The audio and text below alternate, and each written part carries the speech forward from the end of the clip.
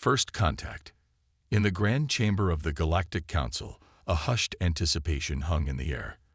Representatives from a multitude of starfaring species, the wise and ancient Zoraxians, the technologically advanced Keldari, the fierce warrior race known as the Vorn, and many others, all waited with bated breath. They had assembled to discuss a momentous occasion, first contact with a new species, one that called itself human. Preliminary reports suggested these humans were a primitive race, having only recently developed interstellar travel. Many on the council scoffed at the idea of humans joining their august body, viewing them as too undeveloped and aggressive. Nevertheless, protocol demanded that the humans be given a chance. The council had dispatched a diplomatic envoy to the human homeworld, Earth, to formally extend an invitation. Led by Ambassador Zoran of the Zoraxians, the envoy hoped to dazzle the humans with the grandeur and advanced culture of the council races.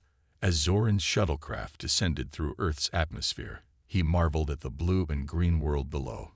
It was pretty, in a quaint way, but clearly far behind the gleaming megastructures of a proper council species. The shuttle touched down on a landing pad outside the United Nations building in New York City, where Earth's leaders had agreed to receive the envoy. Zoran emerged from the shuttle, resplendent in his formal robes, flanked by his aides. A group of humans awaited him, their emotions flickering across their strange, flat faces: awe, excitement, trepidation. One human, an older male who had been chosen to speak for their species, stepped forward. "Greetings, Ambassador Zoran," the human said, extending a hand in what Zoran assumed was a primitive gesture of welcome. "I am Secretary General Hamid Ali. On behalf of all humanity, welcome to Earth." Zoran regarded the proffered hand for a moment before gingerly grasping it, marveling at the strange texture of human skin. "Thank you, Secretary General Ali. I come bearing an invitation from the Galactic Council.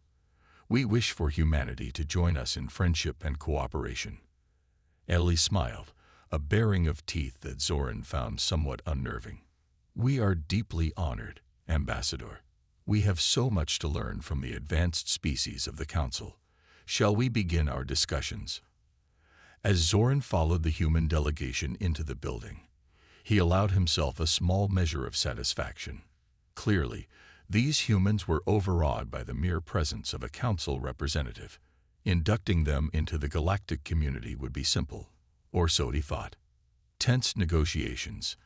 In a grand conference room within the UN headquarters, Ambassador Zoran and his aides faced off against a group of human leaders from various nations.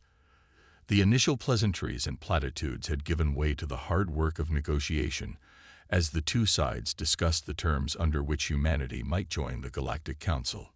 "You must understand," Zoran said, his tone patient but firm, "that all member species of the Council are required to adhere to certain standards. This includes the dismantling of all military forces and the relinquishing of any weapons of mass destruction."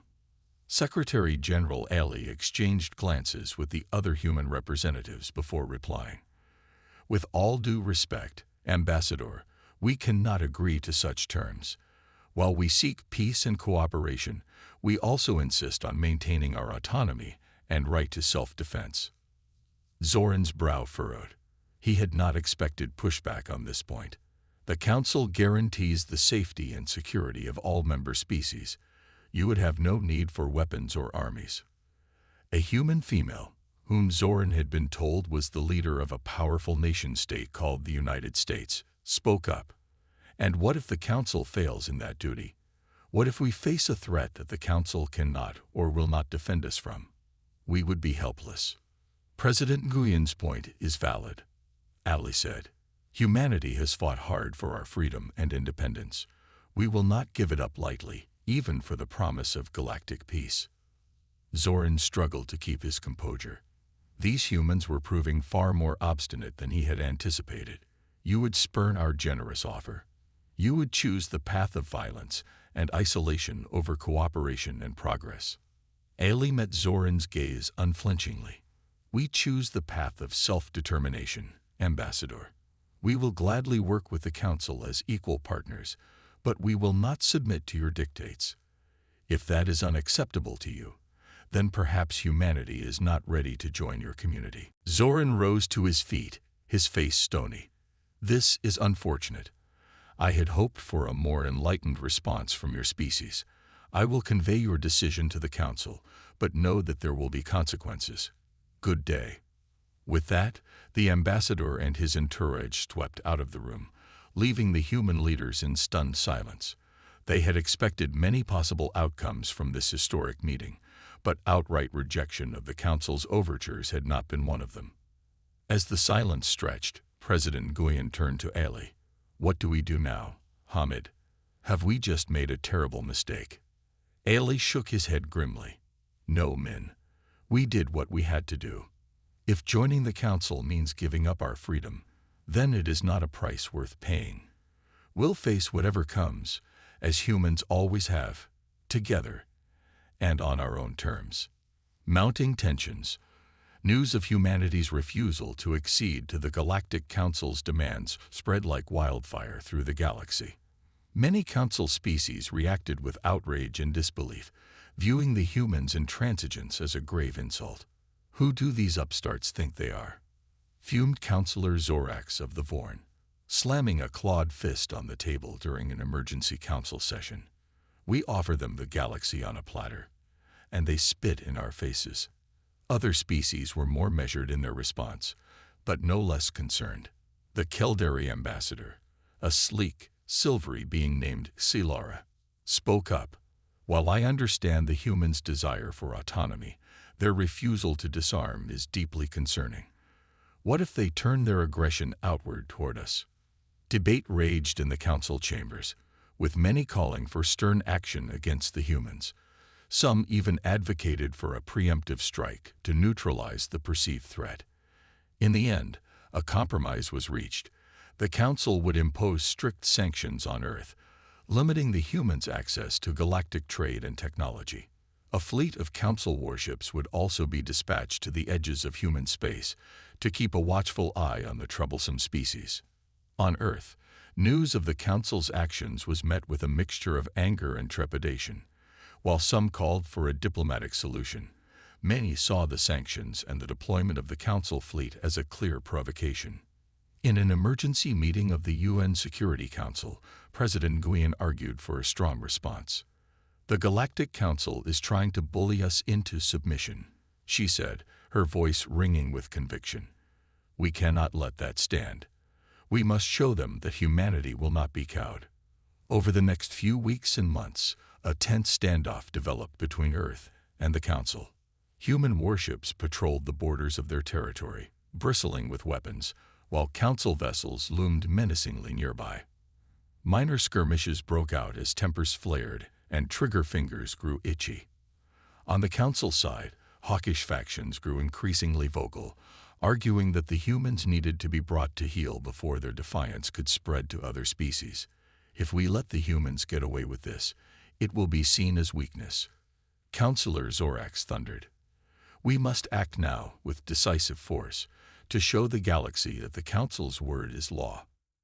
As the rhetoric grew more heated and the military buildup on both sides increased, it seemed that war between humanity and the Council was all but inevitable. The only question was who would fire the first shot. The line in the sand.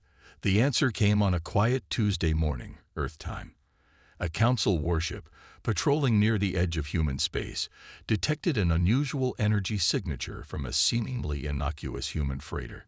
Suspecting the humans of trying to smuggle banned technology, the Council captain ordered the freighter to heave to for inspection. The freighter's crew, nervous and on edge after months of tensions, misinterpreted the Council ship's approach as an attack. They opened fire with a barrage of missiles, hoping to disable the larger vessel long enough to escape. The missiles barely scratched the Council ship's advanced shields, but the die had been cast. The Council captain, under strict orders to respond to any human aggression with overwhelming force, unleashed the full might of his ship's weapons on the hapless freighter, reducing it to a cloud of slowly cooling plasma. News of the incident spread rapidly, sparking outrage on both sides. To the Council, it was proof of human treachery and aggression. To humanity, it was a clear-cut case of Council brutality and overkill. Across the galaxy, Council warships converged on Earth, forming a tight blockade around the human homeworld. An ultimatum was broadcast on all frequencies. Earth must submit to Council authority immediately and unconditionally, or face annihilation. On Earth, panic and defiance warred in equal measure. Some urged capitulation, believing resistance was futile against the Council's superior might. But others, led by the indomitable President Nguyen, rallied humanity's spirit with stirring words. "We will not bow to tyranny," Nguyen declared in a globally broadcast address. "We will not trade our freedom for the false promise of security. If the Council wants our submission, they will have to come and take it." Behind the scenes, Earth's military leaders worked feverishly to shore up their defenses and develop new strategies. They knew they could not match the Council ship for ship, gun for gun. Their only hope was to fight smarter, not harder. As the Council fleet tightened its grip around Earth, the mood on both sides grew increasingly grim. The humans, defiant but realistic, knew they faced overwhelming odds. The Council, confident in their superiority, believed it was only a matter of time before the humans broke. But in the deserts of New Mexico, a secret facility hummed with frenetic activity 24 hours a day, 7 days a week. There, Earth's best and brightest minds worked on a desperate gamble, a last-ditch plan that could turn the tide of the coming war. It was a plan born of equal parts brilliance and desperation, audacity and insanity. The stage was set for a confrontation that would shake the very foundations of the galaxy. On one side, the massed might of the Galactic Council, determined to impose order and uniformity on all under its aegis. On the other, the stubborn, fractious, but unbreakable will of humanity, fighting for the right to chart its own destiny among the stars. Only one side could emerge victorious, and the fate of billions hung in the balance. The line had been drawn in the sand, and there could be no turning back. Come what may, humanity would stand. And if necessary, humanity would fall. But it would do so on its own terms, unbowed and unbroken to the last. Desperate ingenuity. As the Council fleet maintained its inexorable grip on Earth, the secret human project neared fruition deep beneath the New Mexico desert. In a cavernous underground hangar, a strike team composed of Earth's most skilled pilots and special forces operatives gathered for a final briefing. At the front of the room, Dr. Sanvi Patel, the brilliant physicist who had masterminded the audacious plan, addressed the assembled warriors. "Ladies and gentlemen," she said, her voice taut with barely suppressed excitement, "what you are about to attempt has never been done before. It will require all of your skill, courage, and ingenuity. But if you succeed, you may just save our world." On a giant screen behind her, schematics and tactical displays flashed to life. "Thanks to the tireless work of our research team, we have developed a new kind of stealth technology, one that should render your ships invisible to the Council's sensors. It's based on a theory of gravitational lensing that." She caught herself, smiling ruefully. "But you don't need to know the details. Suffice to say, it will get you past the blockade." The strike team leader, a grizzled veteran named Colonel Jake Pitbull Nakano, spoke up. "And then what? We're supposed to take on the entire Council fleet with a handful of fighters." Dr. Patel's smile turned predatory. "Not exactly, Colonel. Your primary mission is to board and capture as many Council warships as possible, using the element of surprise and the skills of your commandos. If we can seize control of even a fraction of their fleet, we can turn their own weapons against them." A murmur of excitement and apprehension rippled through the room as the audacity of the plan sank in.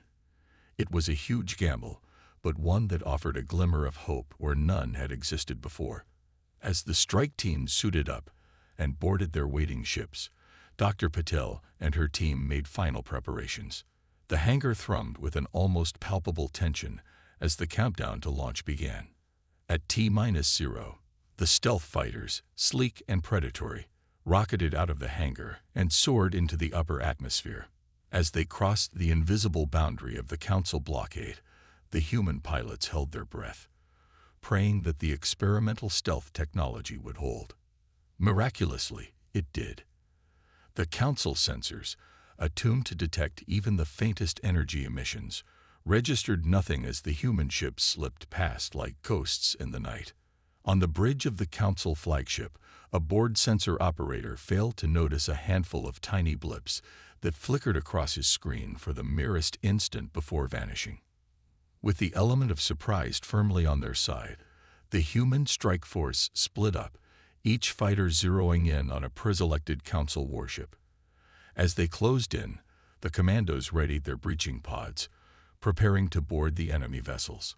At a prearranged signal, the humans struck. Breaching pods, little more than armored coffers packed with commandos and cutting charges, slammed into the hulls of the Council ships and disgorged their lethal cargo. Caught utterly off guard, the Council crews struggled to mount a coherent defense as the human boarders rampaged through their ships, seizing control of key systems and neutralizing resistance with ruthless efficiency. Within a matter of minutes, the unthinkable had occurred. A sizable portion of the Council fleet was under human control. On the bridges of the captured ships, human commandos quickly familiarized themselves with the alien controls, preparing to turn the tables on their erstwhile jailers. As confusion and panic spread through the Council ranks, the human-controlled ships opened fire on their former comrades, sowing chaos and destruction with pinpoint precision. The once mighty Council armada, the pride of 100 worlds, found itself torn apart from within by an enemy it had dismissed as primitive and inconsequential. It was a stunning reversal, a testament to the power of human ingenuity and audacity in the face of overwhelming odds. But the battle was far from over. As the Council forces regrouped and prepared to counterattack, the human strike team knew they faced a desperate fight for survival. In the cold void of space, under the unforgiving glare of distant stars, the fate of humanity would be decided. Would the Council's superior numbers and technology prevail, or would human courage and cunning carry the day? Only time would tell. Newfound respect. In the wake of the daring human attack, the Galactic Council fleet was thrown into utter disarray.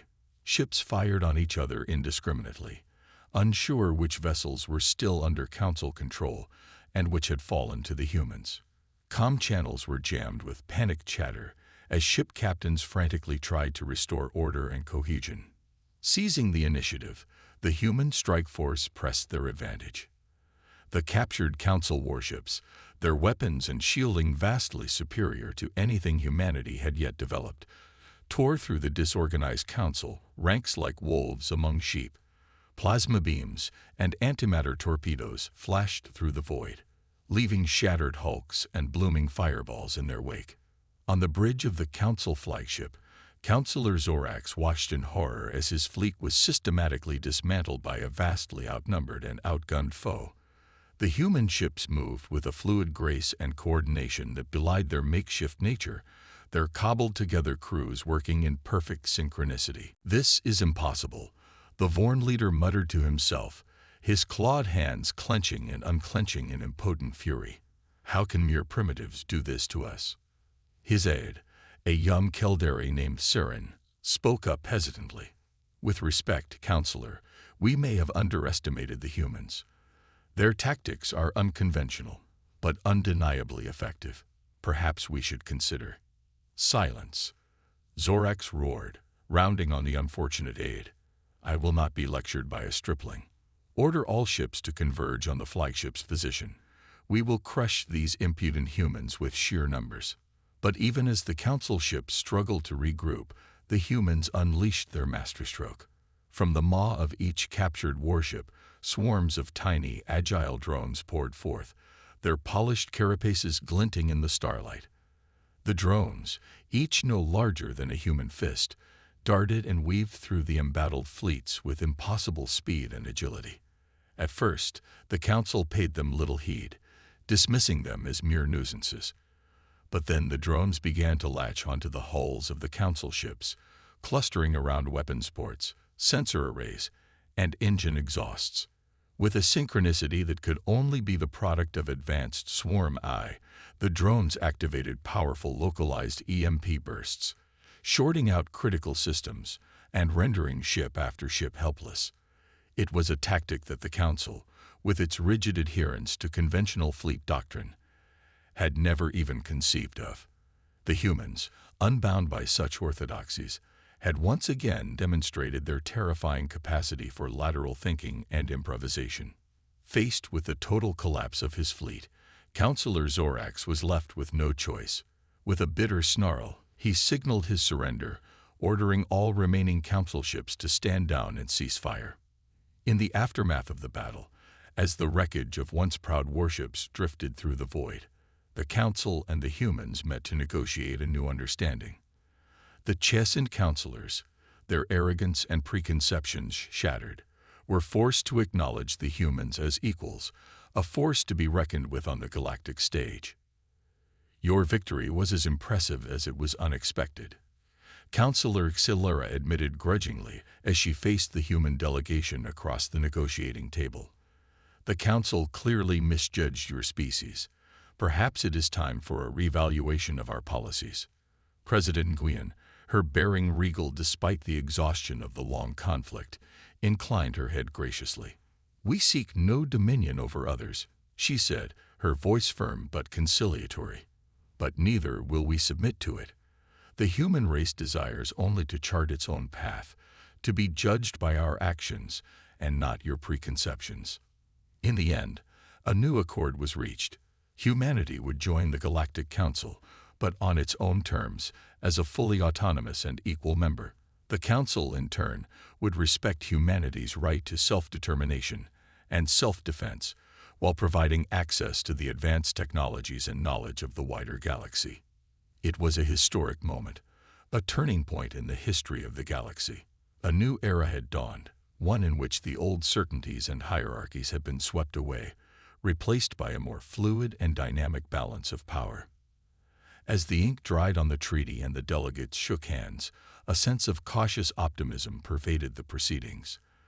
The road ahead would undoubtedly be rocky, as ancient prejudices and resentments died hard. But for the first time, there was a real hope for a future in which humans and aliens could coexist as true partners, each contributing their unique strengths and perspectives to the greater good. And as the human delegation boarded their ship to return to Earth, President Nguyen couldn't help but reflect on the incredible journey that had brought them to this moment. From the first tentative steps into the wider cosmos, to the terrifying crucible of war, to the forging of a new and better future, humanity had been tested as never before, and it had emerged stronger, wiser, and more united than ever. The galaxy would never be the same, and that, Nguyen thought with a smile, was a good thing. For in the end, it was not the size of one's fleets or the power of one's weapons that mattered, but the content of one's character, the strength of one's convictions, and the unquenchable fire of the human spirit. The end